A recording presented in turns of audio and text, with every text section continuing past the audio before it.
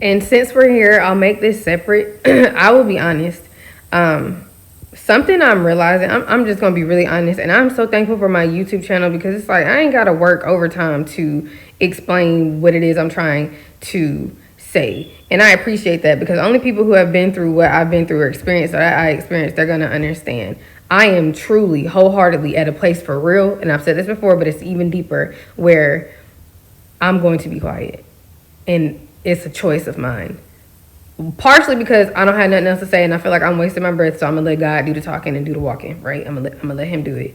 But also, like, for me, like, y'all know, I'll be like, I'm feeling particularly violent. Like, all of a sudden, I want to fight. But I ain't never fought nobody in my life. I ain't never hit nobody in my life. Do you know? Like, I've never done that. But I will have these such strong feelings, and it's because it's what's taking place in the spirit. Like, even how I was just saying in that video, like, I was watching Equalizer. I'm like, folks don't even know. And he seems in the movie so unsuspecting. Like, he's sitting there quietly, he's observing, because even though he's quiet, he's paying attention to everything. Thank you, Holy Spirit, because I could not figure out why I was so stuck on the movies. But even though he's quiet, he's sitting there dipping his tea and stuff. Like, homie's a real deal killer. He pays attention to who is doing what and handles the bad people, right, with their wicked agendas and all of that. Y'all, that come with it. And I'd rather live my life more like that. And it is more, people don't know what they're getting into, and they also don't see how I pray and how I'm really about that life in the spirit. So I might let you think you just got over on me. I might just let you think that nobody saw what you did or nobody sees what you're doing, but I do. And I'm taking it to God in prayer. I'm petitioning in the heavenly courtrooms, because even lately I felt like I've been very like, they did it. It was them. They did it. Like, I'll feel like that, and I'll know that God is settling something on my behalf in a spiritual, legal sense. And I'm not scared. You know how in shows and stuff where it'll be like they're scared to identify who did it? Baby, I'm not scared of you. I'm not scared of you. They did it on that day to that person, or they did it on that day to me, and on that day again, right? And it's not keeping a record of wrongs in that extent. You got to know where that line is and what I just said, right? But when it's truly wickedness and the enemy, right, they did it, and I'm not scared to testify to that.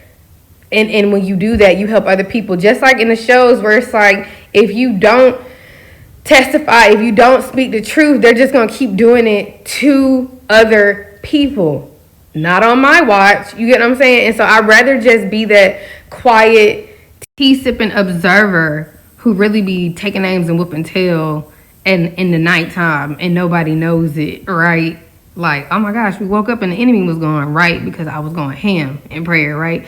On the flip side of that, another reason why God has been leading me to be quiet is because I'm finding that when I do speak and talk and try to do that around the aggressors or around those whose hearts aren't right towards me or with him, that gives them the ammunition to further blame me and say something is my fault when it indeed isn't. So that's what happened in this last particular instance. And so the next day I was like, I'm just not gonna say nothing, because when I talk, like I said, it gives them even more reason to blame me. When I act emotional or I cry because of how they treated me, it's like it gives them even more reason or ability to be like, see, it's really you, right? Because we know that's how people do you. Like, they wait, they provoke you, then you react, and then now they can blame you and say that's your true colors, when your true colors every single day is a nonstop bully. Anyways, that's a fact.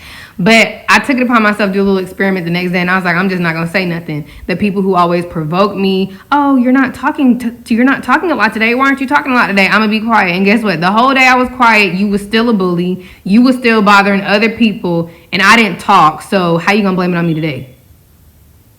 Exactly. So I just feel like that steadfast maturity is coming in. It's spiritual and it's emotional. I can't afford to react out of my emotions anymore. I'm gonna have to really just thug it out and come home and cry when stuff like that is happening. But for me, it's hard because I am deeply, deeply hurt when there is injustice in any manner, okay? And I don't know, I cry even when I'm angry. I cry when I'm sad. I cry when I'm hurt. I cry when I'm angry. And people think that's weakness. It's not weakness. Like, you really should run, because them tears, God see them. God see them, okay? So if you're like me, because I am talkative, I can talk all day. I don't have no problem having no uncomfortable conversations. I can talk, right? And I tell the truth.